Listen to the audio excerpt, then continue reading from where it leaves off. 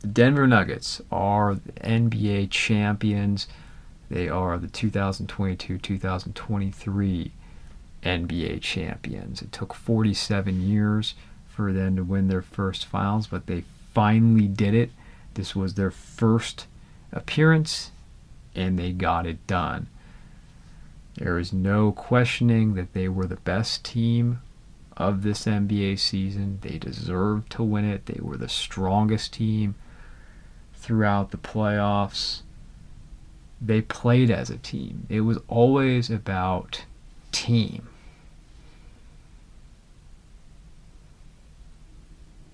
They had the best player. Nikola Jokic should have won, as I've said so many times, 3 straight MVPs.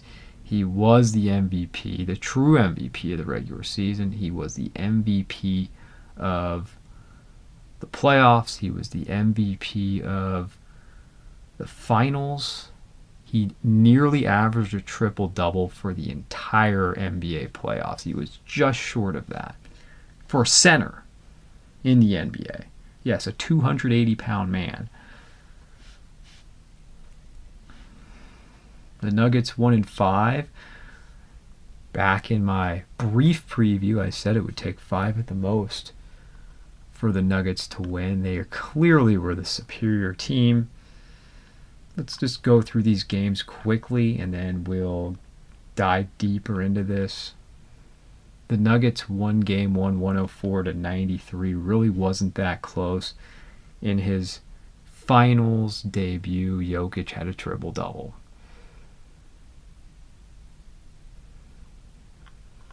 Game 2 was a surprise of this series because for the first time in the playoffs, the Nuggets lost at home on their home court in Denver. And I don't think people talk it up enough about playing in Denver. We talk about it in baseball, we talk about it in football, but we don't talk about it in basketball. And the Heat got this game. It was 111-108.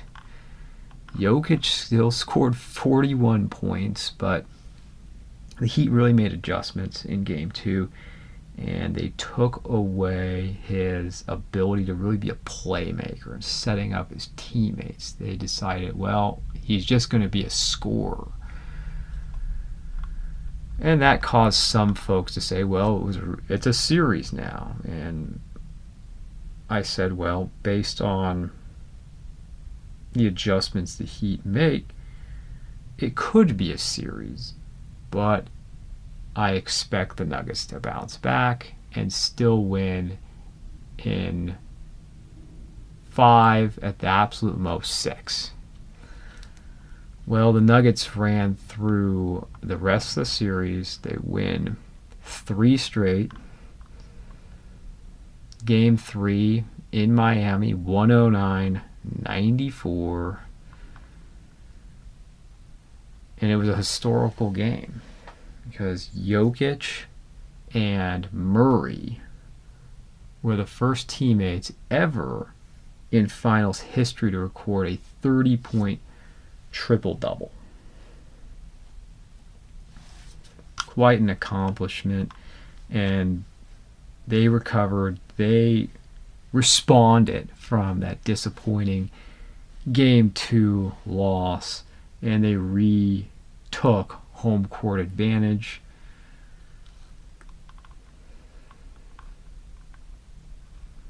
Game 4.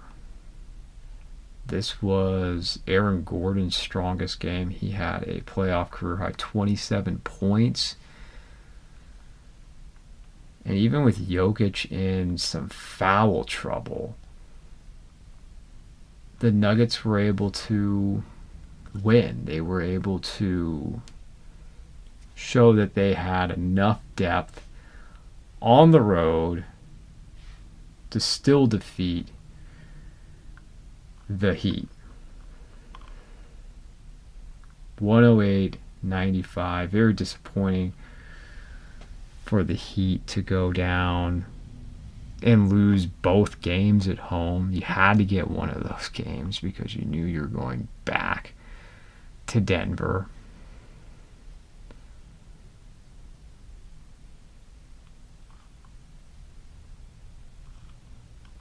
And then finally game 5. And it was a close game. Nuggets 94, Heat 89. And that's where we're going to concentrate most of this review on.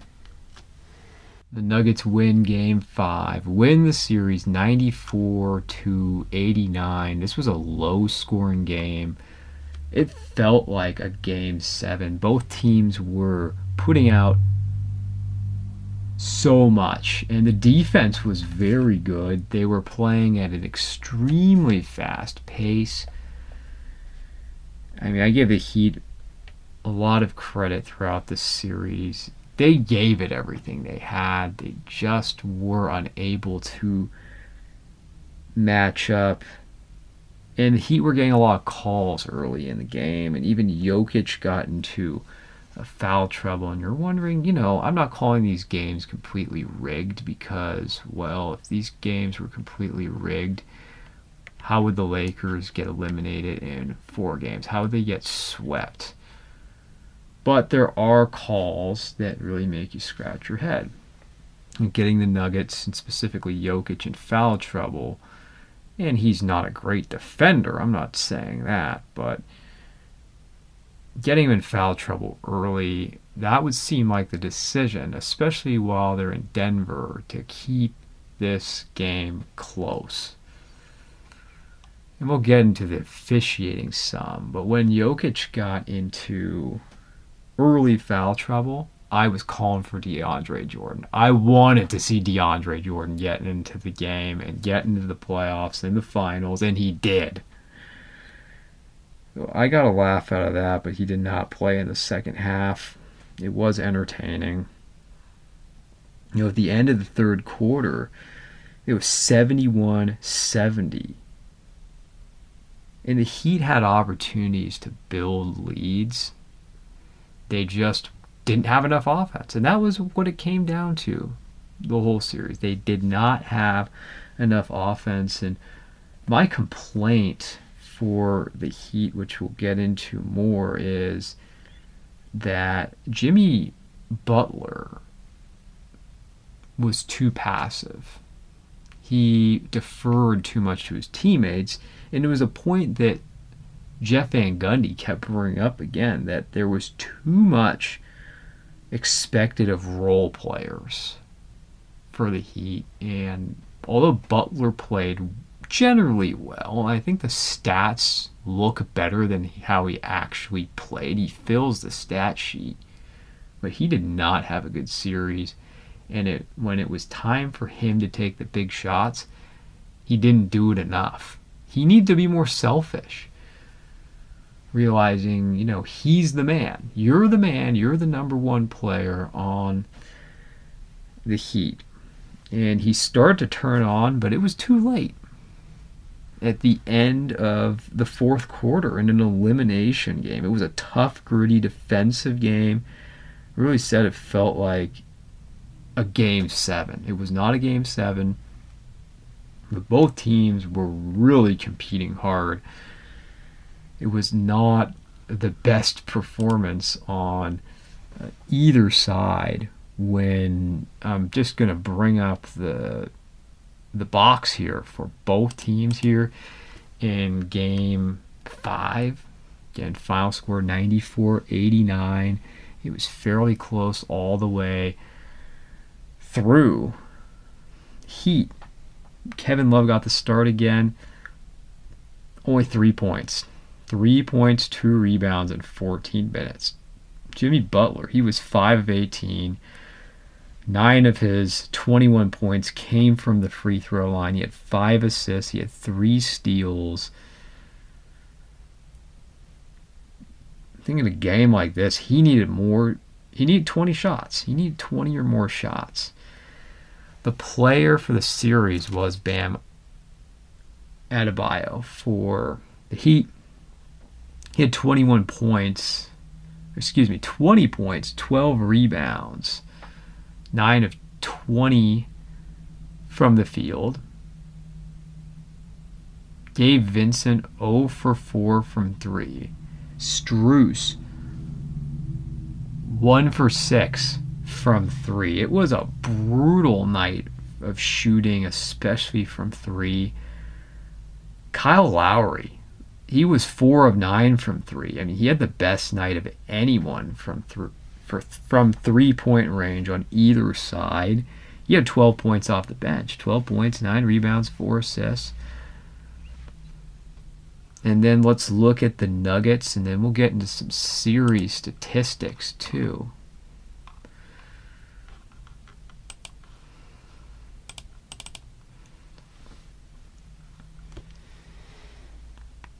Jokic, 28 points, 16 rebounds, 4 assists. Murray, and he was 12 of 16.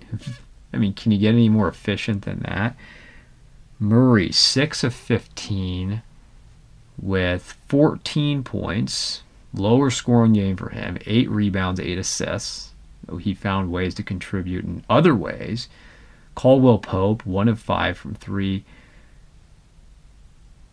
And then you had Bruce Brown. He was 0 for 5, but his presence was felt offensively, defensively. He still managed to get 10 points. He's so valuable for the Heat. I mean, for the Nuggets. And you look at the three-point shooting, and this is what happens when teams are tired and the pressure's on. This was an elimination game for the Heat. They were 9 for 35 from 3. 25%, 26 if you want to round it off. The Nuggets were 5 of 18, 17.9%, 18% roughly for the three-point shooting. So it was a poor shooting game. But again, that's even what happens with really good three-point shooting teams. You've seen it with the Warriors. It gets difficult when if you could say, when the heat is on. And then series stats. We'll start with the Nuggets. They won the series. Nikola Jokic, the MVP, he averaged 30.2 points, 14 rebounds, 7.2 assists, and actually 1.4 blocks. As his defense has been criticized, and I've even criticized his defense, he was solid. He was solid and stood his ground defensively.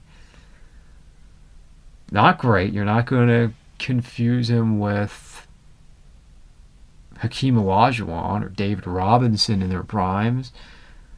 But he was respectable out there on defense. For 3 in the series, and you know he really only shoots threes from one spot, but he 42% from 3.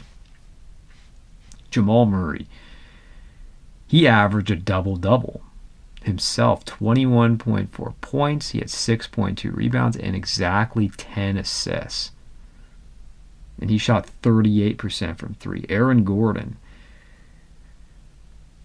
he won't be remembered except by Nuggets fans after the series. 14 points, 7.2 rebounds. And while he doesn't shoot too many threes, actually he only shot 9 for the entire series. He was 5 for 9 from 3. 56%. Bruce Brown, 11.4 points.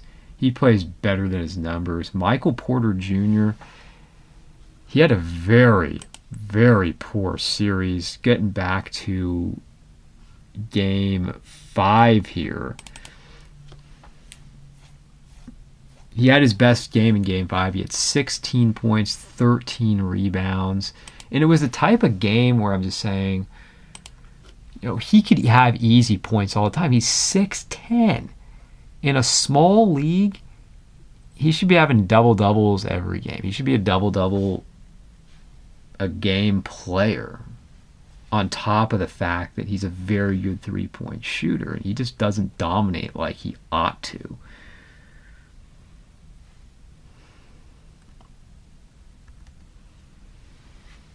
Michael Porter, though, he averaged 9.6 points, 8.4 rebounds, and three-point shooting was not for him in this series. He averaged 14% from three in this series. Yeah, 14% in the modern NBA. In a three-point shooting league, 14% from three.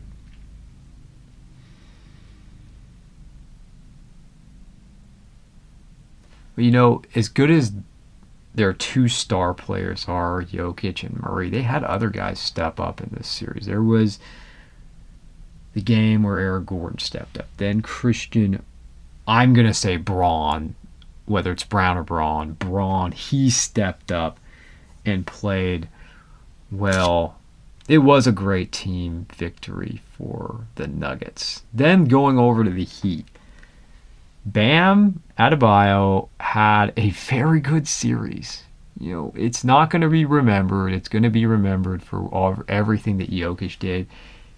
I don't think he played all that well in the conference finals. I was not impressed. I was disappointed by his play in the Boston series. But he took his game to another level and was excellent. And was the best player for the Heat. It was not Jimmy Butler. It was Bam. He averaged 21.8 points a game. He had 12.4 rebounds.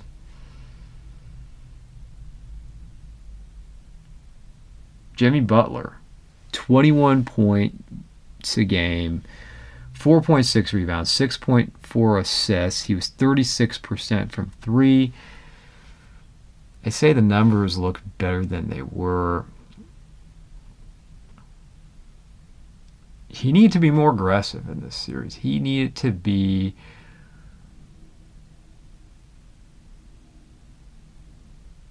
more ball dominant. And looking at the Heat, I think what really hurt them, and I'm not all putting on Jimmy Butler, he did not have a good series. What hurt them was not really having a true point guard. I think that was very obvious in this series. They could use another scorer. They missed Tyler Hero, but they could have really used a point guard. The backcourt was awful. I mean, Gabe Vincent, 11.4 points a game, 33% from three. I also think that looks better than he actually played. Max Strus averaged only 5.8 points a game and 18, well, again, rounding off, 19% from three. It was a bad series. Duncan Robinson, well, he shot 42% from three and averaged 7.8 points a game. He just wasn't out there that much, Duncan Robinson. I felt when it was desperate and the Heat had to win Game 5, I was saying start Kyle Lowry, because Kyle Lowry has his shortcomings. He's a small guy. He's not going to give you much on defense, but there's no question that the Heat offense was much better when he was out there. And I remember he was very good in the 19 finals against the Warriors. He was, when the Raptors won. You know, we'll wrap up the Heat conversation, but in many ways they shouldn't even have been there in the finals. They were very overmatched. They have a great culture there, and they have all my respect all the way down from Pat Riley to Eric Spoelstra to the players on the court. They defeated the Bucks, upset the Bucks. They upset the Celtics. It was a great season. They were not supposed to be in the conference finals, let alone the finals, and to get this far. It's disappointing that they came up short again.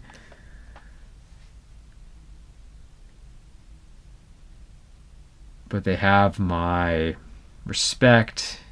They play the right way. They had a fine season. They ran into the wrong team with the Nuggets.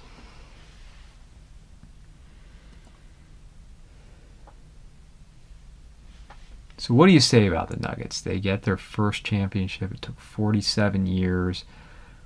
I think the way they won was wonderful because this is how a team is supposed to be built. They came together and they were built through the draft. Their stars were both drafted. And that's how it should be in the NBA. Jokic drafted, Murray drafted. I know Porter didn't have a great series. I think he has star potential. That's why I've said throughout the series I'm disappointed because this guy has so much potential. But those three, and then they put the pieces around them. And I noted down something Damon Bruce said the other day about the Nuggets, that they just want to play basketball. They're not here to show off. They're not here to be in front of the camera. They're just here to play basketball and win. And that's what I see with the Nuggets. It'll be very interesting to see what the future holds with them. Jokic, it was an all-time great finals performance. It kind of reminded me of Giannis a bit. Totally different players. I mean, they're both big men. They're both around the same age. Yet we were talking about Giannis as one of the all-time greats when he won in 21, and he had one of the great finals of all time. He has his limitations, though, considering he's a poor free throw shooter and he can't shoot the three in this era of the NBA. So he has his problems. He's just so good defensively. He's a defensive and athletic specimen. Freak athlete. I mean, that's what he is. But with Jokic, you're just talking about not a freak athlete. You're talking about skill. I'm not saying someone like Giannis isn't skilled. I mean, he can do it all offensively except for shooting threes and getting it done at the free throw line. He can finish. He's gotten better over the years at the mid-range game. He can actually play a little point guard. He can pass. And although Jokic is, I'd say, average defensively, he's efficient from three. He can shoot from the line, and then he has everything offensively, from being really the triple threat. He can score. He can pass. He can dribble. He truly is the point guard out there. I mean, you can call Jamal Murray the point guard or all you want, but everything runs through him, yet he gets the ball to all of his teammates. His teammates get involved. It's very different than watching someone like Luka, who fills the stat sheet up, or James Harden. They completely fill the stat sheet up. Well, they always have the ball. Versus you're looking at Jokic is one of the very best passers in the NBA. He has so many moves. He can finish. He has the jump shots. He's got the one-legged jump shot like Dirk had. It is an art watching him perform out there. We've never seen a player like this offensively. And you can call him the greatest and most skilled offensive big man.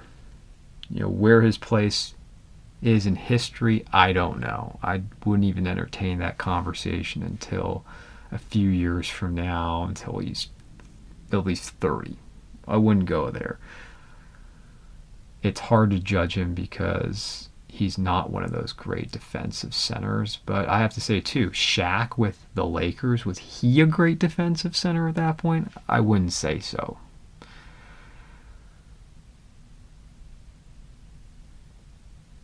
But enjoy and appreciate what you're watching with Jokic, because we haven't seen anything like this before. We may never see a player with this skill set. Then there's Jamal Murray. Congratulations to him, having missed 2 years of playoffs, recovering from that ACL.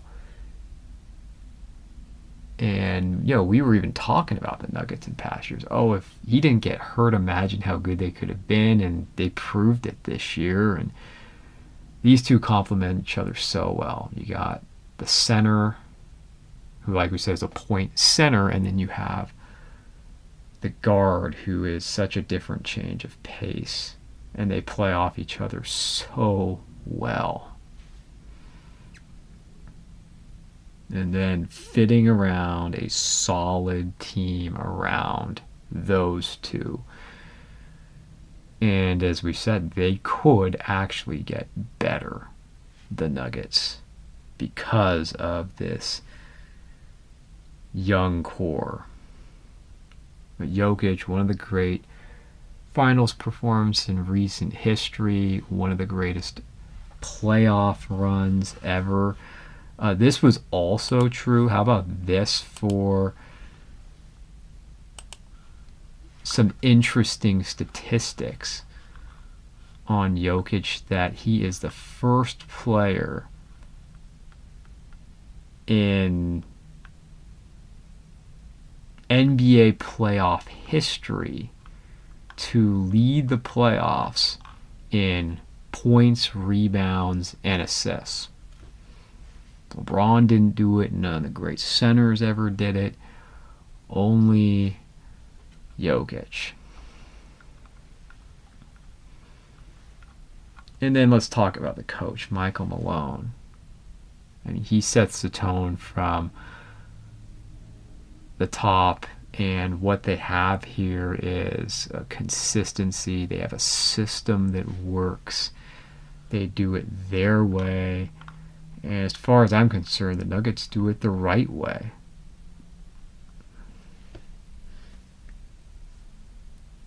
And they should remain one of the best teams in the NBA going forward. I know we talk about this too much, but they do have a legitimate chance of being a dynasty. We do throw the D word around too much, saying, oh, this team's going to run it back and do it again next year. They're going to repeat. Well, I say that the Nuggets have such a good chance because, and it all depends on health. It also depends on how hungry they are to win another. But there was a wide gap between the Nuggets and everybody else. I mean, just look at them sweeping the Lakers. They probably would have swept the Warriors too. It would have been 5 at the most. Maybe they would have grabbed one game. And then in the finals, they took out the Heat in 5. If they played the Celtics, it would have been 5 at the most too. They may have swept the Celtics. I thought it would have been very entertaining to see a Bucks Nuggets. Didn't happen to see Giannis and Jokic. They would have beat the Bucks. They are clearly head and shoulders above every other team, especially when we're talking about the Western Conference. All the other teams have a lot of catching up to do, and I don't think one season's going to be enough to do it, and there is no solution. No one has solved how you deal with Jokic, how you defend him.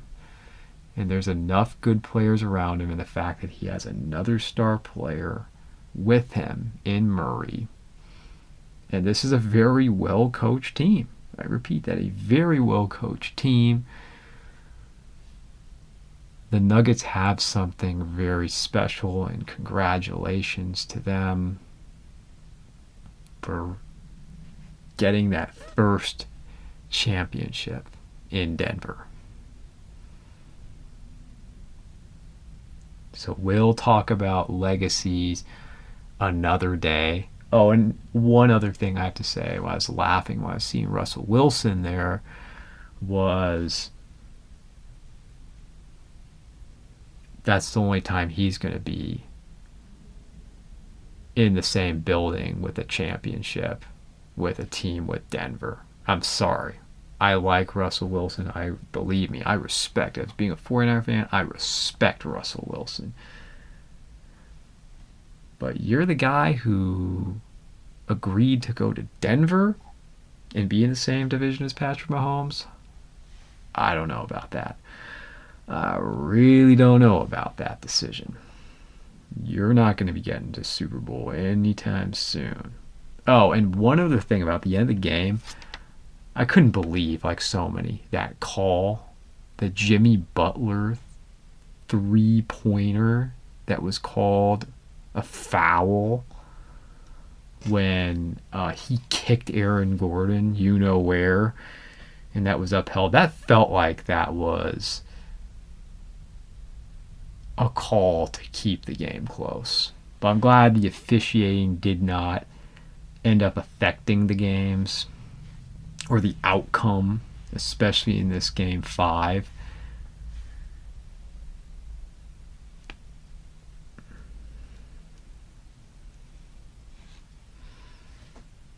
But the best team won.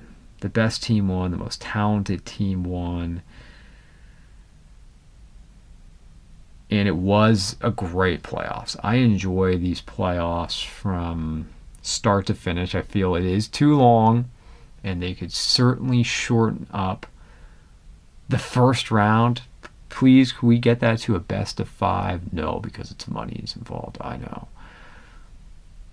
A little shorter, please. And you know what? Mike Breen, I have to say this too. I'm a big Mike Breen fan. He called his 100th NBA Finals game. That is a great accomplishment, and I don't want to see anyone else calling the NBA Finals anytime soon. Great season of basketball. I honestly said I almost enjoyed it as much as the NFL playoffs. Oh, now we're going to be shifting over to talking about NFL more. Again, what a season for the Nuggets. And there's no criticism of Jokic here. People can call him dry. People can call him dull. I don't care. It's just like Al Davis. Just win, baby. That's all that really matters. Just win, baby. It's not about style points. Just win. And it's like the people who criticize the Spurs and Tim Duncan. You're not a real basketball fan, and you can't appreciate the game then. And you're not seeing... Are you not seeing great team basketball right in front of your eyes? That's what you had with the Spurs all those years. And that's what you have with the Nuggets. Team first approach.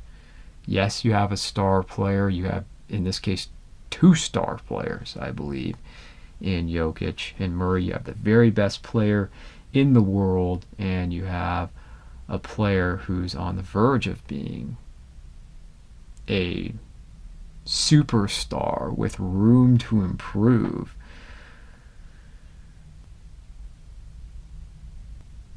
The Nuggets win the right way, and people can say all they want. What matters is they're holding the trophy.